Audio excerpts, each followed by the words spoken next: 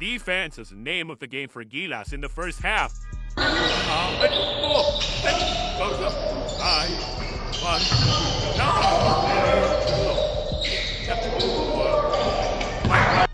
They used it as an Isang leaked video ang gumulat sa mundo ng basketball matapos nitong ibunyag ang sikreto sa likod ng closed-door tune-up game ng Gilas Pilipinas kontra Jordan. Matagal nang tahimik ang Jordan Basketball Federation at ngayon alam na ng lahat kung bakit. Sa isang minutong video, ipinakita ang mabilis at agresibong laro ng Gilas na nagbigay linaw sa mga ulat na nagdomina ang Pilipinas sa laro. Hindi ito isang simpleng friendly game, kundi isang brutal na dominasyon na piniling itago ng Jordan para hindi mapahiya. Lumabas din ang kumpletong schedule ng Gilas para sa FIBA Asia Cup at ang final 12-man lineup na sasabak sa laban. Sa harap ng mga inaasahang matitinding kalaban tulad ng Chinese Taipei at New Zealand, lalong tumitibay ang kumpiyansa ng Gilas dahil sa kanilang mga tune-up win. Ang leaked video na ito ay hindi lang nagsilbing patunay sa lakas ng Gilas, kundi nagbigay din ng babala sa buong Asia na may dapat silang katakutan. Gulat na gulat ang buong basketball community nang biglang lumabas sa social media ang 1 minuto at 4 na segundo na video na nagpapakita ng mga highlights mula sa pinaka-controversial na tune-up game nitong mga nakaraang buwan, ang Gilas Pilipinas kontra Jordan. Matapos ang laro, kapwa na nahimik ang dalawang kampo na nag-iwan ng malaking katanungan sa mga fans. Ngayon, sa paglabas ng video, nabigyang linaw ang lahat. Ang Jordan Basketball Federation ay nanahimik hindi dahil sa respeto, kundi dahil may ayaw silang ilabas na katotohanan. Sa highlights, makikita ang bilis at fluid na galaw ng Gilas offense na nagpapakita ng precision passing at teamwork na pumatay sa depensa ng Jordan. Hindi lang ito basta friendly game, kundi isang clinic. Ang Gilas ay naglaro ng may matinding intensity, lalo na sa depensa. Makikita sa video kung paano pinahirapan ng Gilas ang mga ball handler ng Jordan na nagresulta sa ilang turnovers at forced shots. Ang video na ito ay hindi lamang nagpapakita ng husay ng Gilas, kundi nagpapahiwatig din ng kakulangan sa sistema ng Jordan. Ang paglabas ng video ay nagsilbing sampal sa Jordan na nagpakita na ang kanilang pananahimik ay isang uri ng damage control at pagtatago sa kanilang pagkatalo. Sa halip na maging inspirasyon para sa Gilas, ang leaked video na ito ay nagdagdag ng apoy sa kanilang kampanya at nagpakita sa buong mundo na hindi na sila ang dating Gilas na madaling talunin. Ang pagkakaisa ng Gilas ay naging halata sa bawat play na ipinakita sa video. Ang bawat player, mula sa veterans hanggang sa rookies, ay naglaro ng may isang layunin. Ang ball movement ay napakabilis na nagpahirap sa Jordan na mag-set ng kanilang depensa.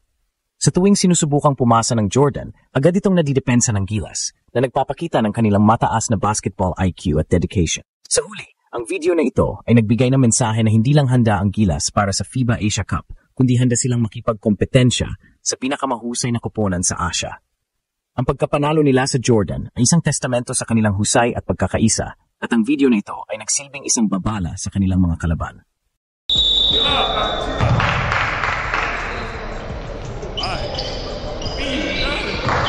Defense is the name of the game for Gilas in the first half.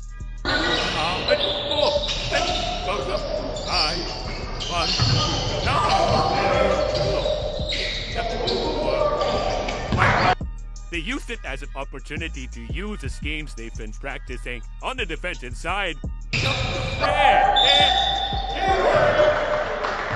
So we used our individual skills to really make plays, and we were able to do that in the second half, kind of adjust to make that idea. Today, they came in and played some zone, which was good. They also gave us a little bit of pressure in the backcourt. So these are the things that we were going to see. So this was important for us to get through this. Kasabay ng pagbugso ng mga reaksyon sa viral video, inanunsyo na rin ng Samahang Basketball ng Pilipinas ang kumpletong detalye ng kampanya ng Gilas sa nalalapit na FIBA Asia Cup. Ang team ay nasa Group D kasama ang dalawang powerhouse teams, ang Chinese Taipei, New Zealand at Iraq. Ang unang laban ng Gilas ay sa darating na August 6, 2 a.m. Philippine time kontra Chinese Taipei. Ito ay susundan ng isang matinding bakbakan sa August 7, 11 p.m. kontra New Zealand. Inilabas na rin ang opisyal na final 12-man lineup na kinabibilangan ni na Justin Brownlee, Junmar Fajardo, AJ Adu, CJ Perez, Jamie Malonzo, Calvin Oftana, Scotty Thompson, Chris Newsom, Kevin Kiambao, Carl Tamayo, at Dwight Ramos. Kung titingnan ng lineup, makikita ang isang seryosong paghahanda para sa laban. Bawat manlalaro ay may mahalagang papel na gagampanan at ang kanilang husay sa bawat posisyon ay magiging susi sa tagumpay. Si Brownlee, ang naturalized player na may matinding karanasan sa international games, ay magsisilbing leader at scorer.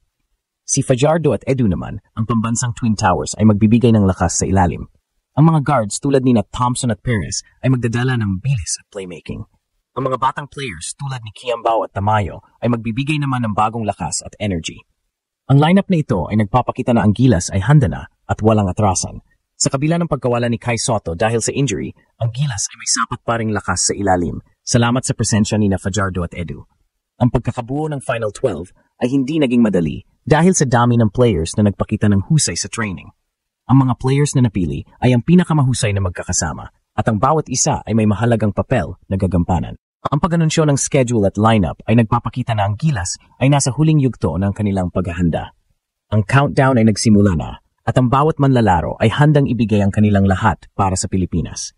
Ang mga laro ay mapapanood sa One Sports at TV5 na nagbibigay ng pagkakataon sa bawat Pilipino na suportahan ang kanilang pambansang koponan.